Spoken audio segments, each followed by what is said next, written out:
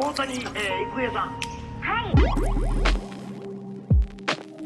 Alright, what is going on, guys? It is your boy TKD123 here, back in here on PlayStation Source. And yes, February 2022 is an incredibly stacked month for games. We got Elden Ring coming out later on this month. We have, of course, Horizon Forbidden West as well coming out later this month, of course. But the good homies at SLOCLAP did give your boy access to this new game here called Sifu. I'm sure you guys have heard about it through State of Plays and through other different conferences. And I'm going to give you guys my early review of Sifu for PlayStation 5. Once again, huge thanks to SLOCLAP for providing me with a code to be able to give you guys my thoughts and impressions on Sifu and eventually a review. I want to keep this very much underlined and everything. This is an early review, I'm calling this. This is going to be my first impressions about Sifu. I'm about 10 hours into the game and definitely expect a full review when I beat the game. Because man, I was trying to beat this game, but definitely it is kicking my ass. You know what I'm saying? But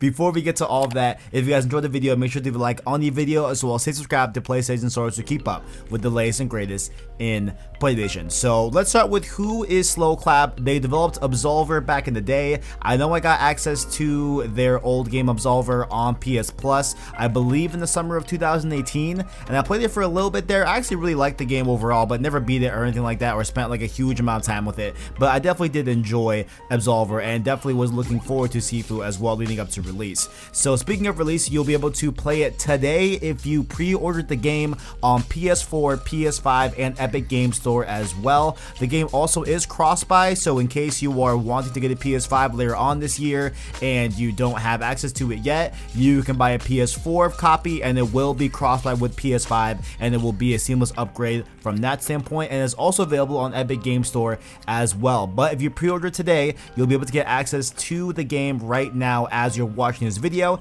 and it will be live for everyone on February 8th with the official launch of the game. So Sifu is a $40 action fighting game that I would say has a bit of roguelike elements in there, and the overall structure is kind of like other roguelikes in the past, but it is definitely, you know, first and foremost an action fighting game. And Sifu is a story about a young kung fu student on a path of revenge hunting for the murderers of his family. And also, as you progress through these different environments and the levels, you'll find really cool lore, and they have a really cool setup where they have kind of a board that you can look at different hints and different story elements that you found in the game. But the story isn't super in-depth so far. I've only gotten to the first 3 levels in the game, and it's definitely not a crazy in-depth story, but I imagine there will be a lot of really cool payoffs at the end of the game when I beat it, and definitely stay tuned for my final review where I will break that all down. So the first thing that probably sticks out to you as you're watching this gameplay is that the game looks incredibly beautiful in my opinion. I love the art style that they have going for this game.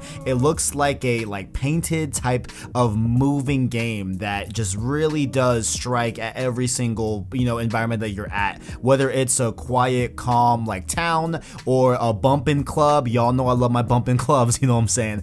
Either way, it looks gorgeous, and I love that everything really does look cohesive and looks really well done. I love the art style in this game. On top of that as well, the music in this game is very good too. Not like the most crazy intricate music that they have in this game, but so far I'm really enjoying it. I feel like they found a really good way to have a consistent vibe even though we are in very different levels, right? So the first level takes place in this really, you know, quiet town versus a loud club scene in the second level, and I feel like both of these levels have a sound to it that definitely makes it feel like they are one and the same in terms of them being within the same game. Like they don't feel like drastically different even though they are drastically different in terms of their setting. Like I love the way they were able to accomplish that with not only the art but also the music as well. So usually I feel like I would talk about the gameplay first in a given game and then its progression, but I do feel like it's very important to highlight Sifu's progression and really explain that for you guys that are interested in this game or are about to pick it up on early access or pick it up on Tuesday when the game fully unveils.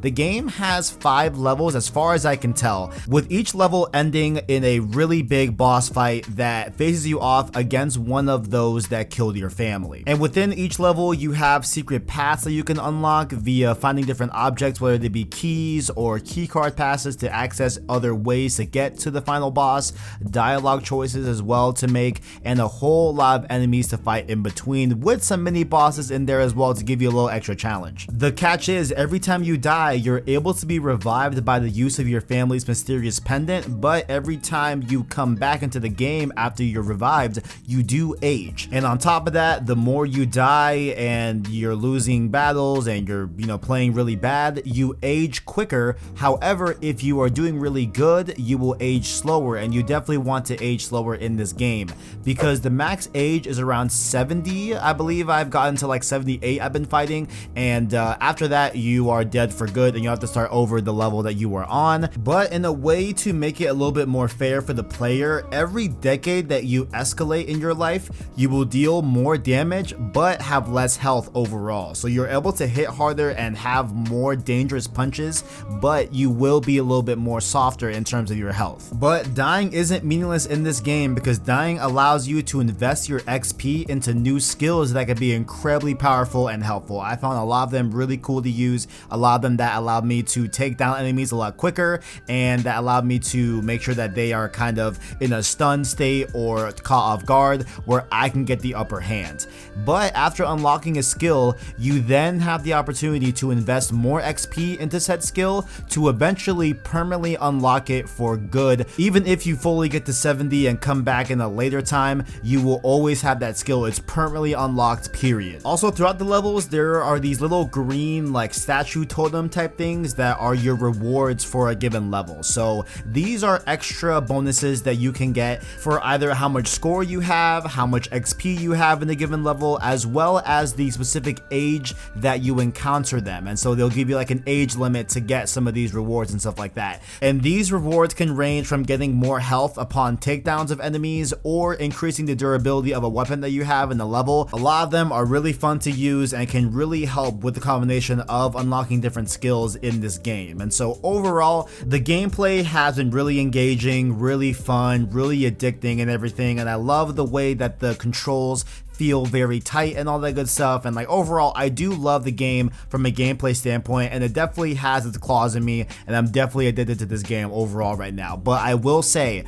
that this game is very challenging. All right, like SLOCLAP still says that they're in the process of fine-tuning the game's difficulty curve and overall bug fixing as well, which I haven't experienced any crazy bugs or really any bugs at all that I can think of off the top of my head, but I have definitely experienced the game's difficulty curve. Let me tell you that right now, this game is not easy. And I think where the challenge really lies with Sifu is that sometimes, at least I feel like I couldn't really tell when I got a successful parry on an enemy. I feel like sometimes the window with that is so tight in this game for you to react that, it's a part of the challenge where like there are really tight windows for you to react when you pull off an avoid or when you pull off a parry. Like the window for the enemy to actually, be kind of stunned or thrown off is very, very, very little in terms of that point to when they're ready to just hit you with a haymaker. Like they really do kind of bounce back from being parried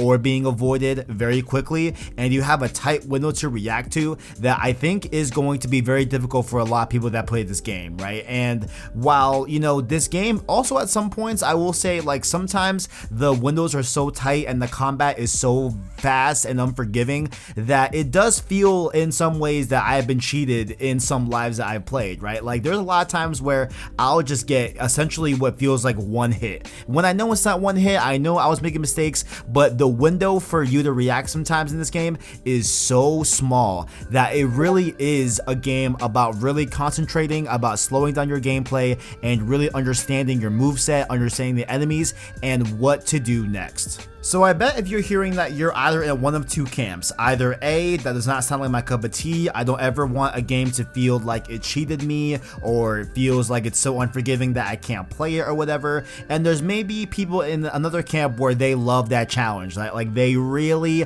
want that grueling, hard challenge that really asks a lot of the player to be successful in this game, right?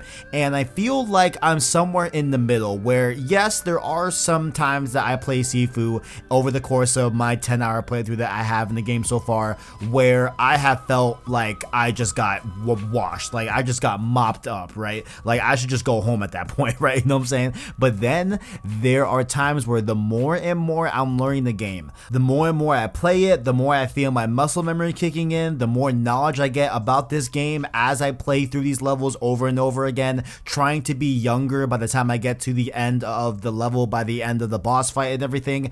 It is incredibly satisfying to go into a room and know exactly how to mop up these enemies. Like I can't shake that feeling that like it feels so good to be good at Sifu, but it does require a lot out of you. You know what I'm saying? Like I will never forget the first boss that I played in the first level, right? I was, I think, like 64 when I first beat him, and now I can beat him in under, 25. Like I usually not beat him by age 22 or 23 and different stuff like that, and like that feels so good to really feel the game and all that it is in terms of the fluid gameplay and the responsive feeling of it, and really be good at Sifu. But I do feel like this game in a way is 2022's Returnal. Hear me out, I know that's a weird comparison, but in terms of Returnal and going through the motions of that, of really being stuck on a given level and then having to go back and learn more about the level, more about my weapons, and then finally overcoming a given level in Returnal,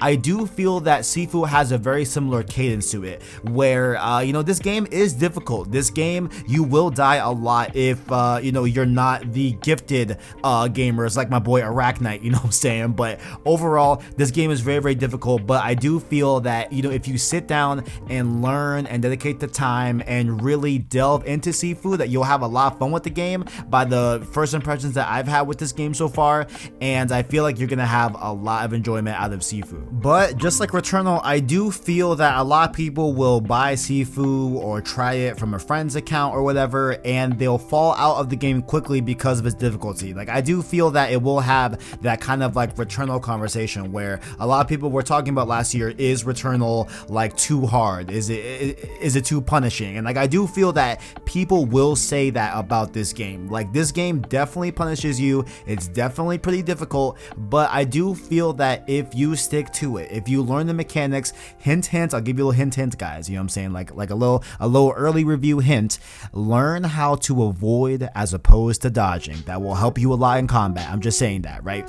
But I feel that if you learn the mechanics and possibly, if you go all the way and beat the game, I imagine that beating the game is going to be such a wild ride, and I cannot wait to hopefully eventually beat Sifu and give you guys that final review when I do so. But for right now, most importantly, let me know what you guys think about this early review of Sifu. Are you interested in the game? Are you going to pick it up? Are you down for it? Is there something about the game that I said that you aren't feeling? Let me know your thoughts and questions if you have them down below in that comment section. If you enjoyed, make sure to check that description down below. You can find links to our Discord, our Twitter, and of course our Anchor link that where you can listen to our latest Road to series. Road to Forbidden West is going great. We are going over the story of Horizon Zero Dawn this week. Definitely go check out that podcast episode on podcast services and YouTube as well when that goes live later today as well. Like the video if you enjoyed it, as well as hit subscribe to PlayStation Source to keep up with the latest and greatest in PlayStation. Thank you all for watching, and as always,